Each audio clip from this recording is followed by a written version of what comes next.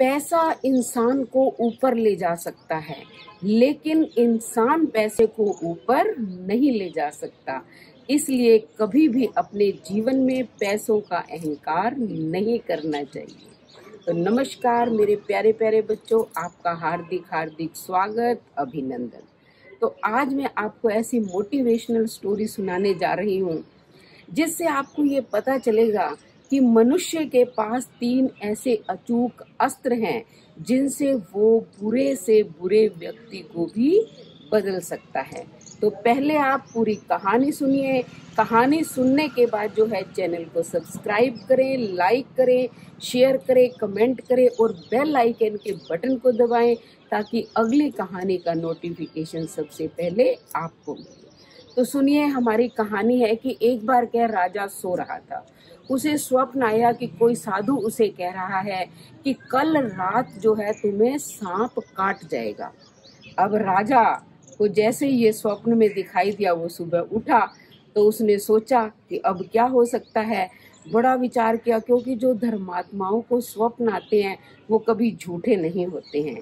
अब वो चिंता में तो था ही था, लेकिन सोचने लग गया कि कुछ तो इसका उपाय किया जा सकता है, क्योंकि साधु ने स्वप्न में ये भी बताया था कि फला वृक्ष की बाम्बी के नीचे जो है, यानी कि जड़ में वो सांप रहता है।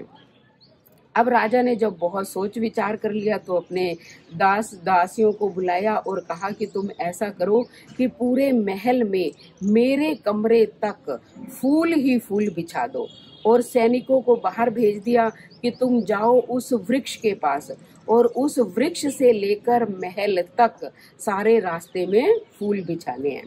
तो फूल बिछा दिए गए और जो सुगंधित पानी था वो भी उन फूलों पर छिड़क दिया गया, और जगह जगह पर दूध से भरे हुए प्याले रख दिए गए ताकि सांप जो है पीता हुआ चला आए।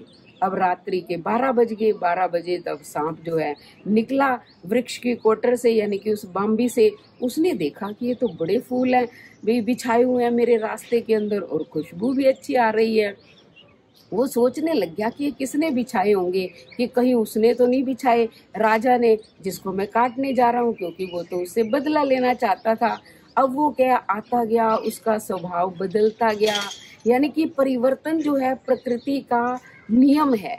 जब उसे मीठी मीठी महक भी आने लगी, क्योंकि फूलों पर इत्र और सुगंधित जल छिड़का हुआ था। अब वो रास्ते में उसने देखा कि दूध के कटोरे भी भरे पड़े हैं, तो वो कटोरों में वो पीने लगा दूध भी। पीता पीता वो जो है आ गया कहाँ, महल के द्वार पर। वहाँ उसने देखा कि सारे सैनिक जो हैं वो खड़े हैं, उनके हाथों में हथियार भी है।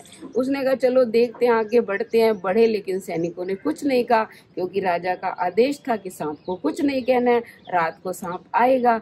अब वो अंदर आ गया। अंदर भी देखा, राजा देखा तो अपने पलंग पर बैठा हुआ था और सांप की इंतजार कर रहा था कि कब सांप आएगा और मुझे डसेगा।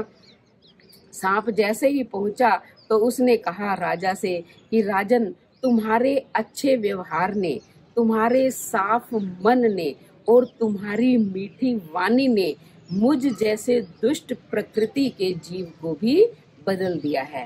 कहता है कि मेरी पिछले जन्म की तुमसे दुश्मनी थी, इसलिए मैं तुम्हें डसने के लिए आया था, लेकिन तुम्हारा ये व्यवहार इतना अच्छा था कि मेरा हृदय परिवर्तित हो गया। अब लो, मेरे पास ये मनी है, ये मनी मैं तुम्हें देकर जा रहा हूँ। तो राजा ने तो कहा भी, प्रार्थना की कि अगर मान लो पिछले जन्म में मुझसे कोई गलती हो गई हो तो तुम मुझे डस सकते हो, लेकिन सर्प ने कहा नहीं, और वो तुरंत मणि को वहां रखकर चला गया। तो बेटा, जो अच्छे स्वभाव वाले लोग होते हैं और जिनकी वाणी में मधुरता होती है, जिनका मन साफ होता है, तो वो हर चीज को बदलने में सक्षम होते हैं। तो देखो, राजा ने सांप के स्वभाव को भी बदल दिया। धन्यवाद।